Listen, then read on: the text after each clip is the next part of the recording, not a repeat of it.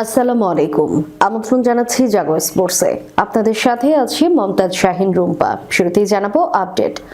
মালিকানা জটিলতায় থাকা চট্টগ্রামের কাছে কুপকাত নোয়াখালী।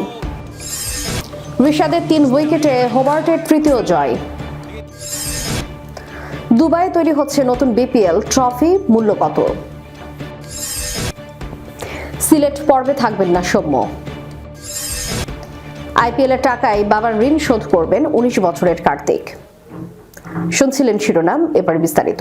বিপিএল এর 12তম আসরে প্রথমবারের মতো অংশ নিয়ে ইতিহাস গড়েছে নোয়াখালী এক্সপ্রেস। তবে স্মরণীয় অভিষেকের বদলে হতাশা নিয়ে মাঠ ছাড়তে হলো নতুন ফ্র্যাঞ্চাইজিটিকে। সিলেট আন্তর্জাতিক ক্রিকেট স্টেডিয়ামে উদ্বোধনী দিনের দ্বিতীয় ম্যাচে সম্প্রতি মালিক দল ছাড়ার বিসিবির দায়িত্ব আসা ফ্র্যাঞ্চাইজি চট্টগ্রাম রয়্যালসের বিপক্ষে 65 রানের বড় ব্যবধানে হেরে যায় নোয়াখালী। টস জিতে আগে ব্যাট করতে নেমে চট্টগ্রাম শুরু থেকে নিয়ন্ত্রিত ব্যাটিং করে। ওপেনার মির্জা তাহির বেগ ইনিংসের শেষ বল পর্যন্ত টিকে থেকে খেলেন 80 রানের দায়িত্বশীল ইনিংস। 69 বলের এই ইনিংসে ছিল 7টি 4 ও 2টি ছক্কা। তার সঙ্গে অধিনায়ক শেখ মেহেদীর 13 বলে ঝড়ো 26 রানের ক্যামিও চট্টগ্রামকে পৌঁছে দেয় 20 ওভারে 6 উইকেট 174 রানে। চট্টগ্রামের ইতিহাসে শুরুটা খুব একটা ভালো হয়নি সবচেয়ে দামি ক্রিকেটার নাইম শেখের। 1,10,00,000 টাকার দলে নেওয়ায় ব্যাটার 11 বলে 11 রানে করে ফেলেছে। এছাড়া মাহফিজুল ইসলাম, মাহমুদুল হাসান জয়, সাব্বির হোসেনও বড় ইনিংস খেলতে পারেনি। শেষ দিকে শেখ মেহেদীর আক্রমণাত্মক ব্যাটিংয়ে স্কোরবোর্ডে প্রয়োজনীয় গতি এনে দেয়। 175 রানের লক্ষ্যে ব্যাট করতে নেমে শুরুটা আশাবাঞ্ছক হলেও দ্রুতই ছন্দ হারায় নোয়াখালী এক্সপ্রেস। মাত্র 23 রানের মাথায় বিদায় নেন হাবিবুর রহমান সোহান। পাওয়ার প্লে শেষ হতেই 3 উইকেট হারিয়ে দলটি সংগ্রহ দাঁড়ায় 42 রানে। সাব্বির হোসেন, সৈকত আলী এবং জাকির আলী অনেক হেভি দায়িত্ব নিতে পারেনি। এক প্রান্ত আগলে লড়াই চালান সাদাকাত। তিনি 27 বলে 38 রান করে কিছুটা আশা জাগালেও দলীয় 86 রানে তার বিদায়ের সঙ্গে সঙ্গে ম্যাচ কার্যত হাতছাড়া হয়ে যায়।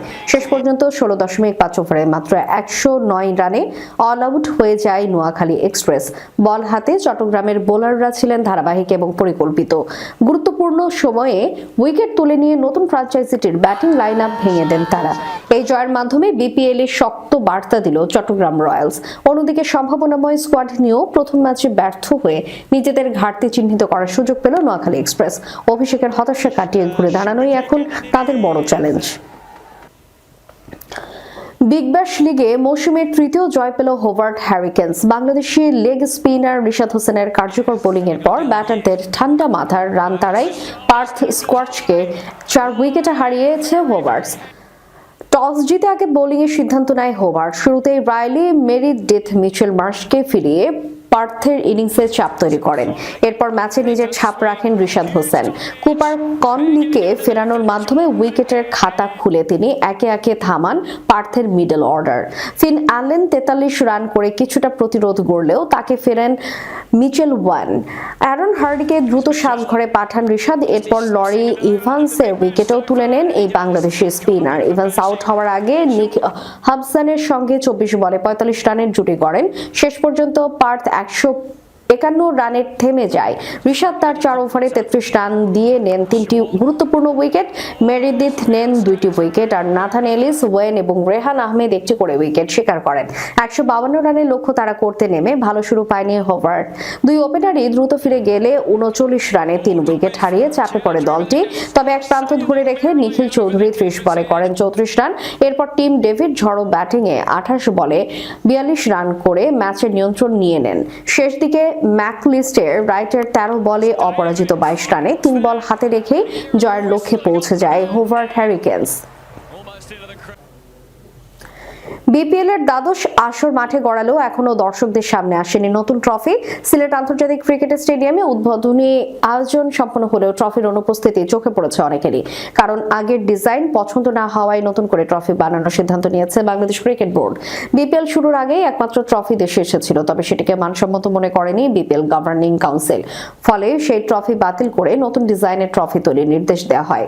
বিসিবির সহসভাপতি শাখাত হোসেন জানান, আগে ট্রফিটি ছিল খুবই সাধারণ ধরনের, যা টুর্নামেন্টের মানের সঙ্গে মানানসই নয়। তার ভাষ্য, অল্প সময়ের মধ্যেই নতুন ট্রফি তৈরির সিদ্ধান্ত নেওয়া হয়েছে এবং সেটি আগের সব ট্রফির চেয়ে আলাদা আকর্ষণীয় হবে বলে তারা আশাবাদী।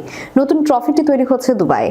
বিসিবির মিডিয়া কমিটির চেয়ারম্যান আমজাদ হোসেন জানিয়েছে, ডায়মন্ড খচিত এই ট্রফি বানাতে খরচ হচ্ছে প্রায় 25,000 মার্কিন ডলার, যা বাংলাদেশি মুদ্রায় 30.5 লাখ টাকারও বেশি।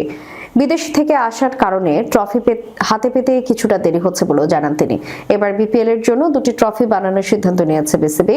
একটি চ্যাম্পিয়ন দলের হাতে তুলে দেওয়া হবে, অন্যটি সংরক্ষণ করা হবে বোর্ডের কাছে। বিসিবির মতে একসঙ্গে দুটি ট্রফি বানালে খরচ তুলনামূলক কম পড়ে এবং ভবিষ্যতের জন্য এটি কার্যকর সিদ্ধান্ত। সব ঠিক থাকলে খুব শিগগিরই দুবাই থেকে দেশে পৌঁছাবে নতুন ট্রফি। বিসিবি কর্মকর্তাদের প্রত্যাশা, দর্শক ও ক্রিকেট প্রেমীদের কাছে এটি হবে এখন পর্যন্ত বিপিএল এর সবচেয়ে নান্দনিক এবং স্মরণীয় ট্রফি। নোয়াখালী এক্সপ্রেসের তারকা ক্রিকেটার সৌম্য সরকার পারিবারিক কারণে বাংলাদেশ প্রিমিয়ার লিগ প্রথম পর্বে অর্থাৎ সিলেট পর্বে খেলতে পারছে না। বিপিএল এর এবারের আসর শুক্রবার দুপুর থেকে মাঠে গড়িয়েছে। উদ্বোধনী ম্যাচে মুখোমুখি হয়েছে সিলেট টাইটান্স এবং রাজশাহী ওয়ারিয়র্স। একই দিনের সন্ধ্যায় মাঠে নামবে নোয়াখালী এক্সপ্রেসও। দিনের দ্বিতীয় ম্যাচে নোয়াখালী এক্সপ্রেস খেলবে চট্টগ্রাম রয়্যালসের বিরুদ্ধে। তবে সৌম্য সরকার এখনো দলের সঙ্গে যোগ দিতে পারেননি। জানা গেছে, পারিবারিক কারণে বর্তমানে তিনি দেশের বাইরে আছেন।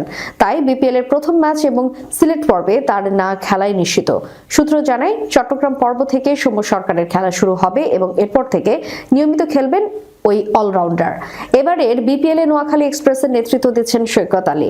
সরাসরি চুক্তি সৌম্য সরকার, হাসান মাহমুদ, জনসন চার্লস, হাসান ইশাখিল, মাজ সাদাকাত, সেদিকুল্লাহ অটল, মোহাম্মদ নবী।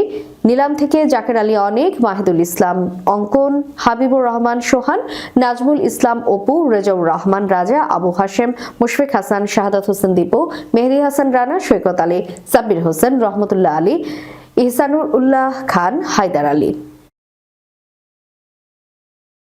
আইপিএলে মিনি নিলামে বড় চমক হয়ে এসেছিলেন কার্তিক শর্মা। 19 বছর বয়সী অচেনা এ ব্যাটারকে 14,20,00,000 রুপিতে দলে নিয়েছে চেন্নাই সুপার কিংস। রাজস্থানের হয়ে সদ্য সমাপ্ত বিজয়ে হাজারে ট্রফিতে সর্বোচ্চ রান সংগ্রাহক কার্তিক শর্মা স্থানীয় গণমাধ্যমকে বলেছেন, তার প্রথম কাজ হবে আইপিএল এর টাকায় বাবার ঋণ শোধ করা।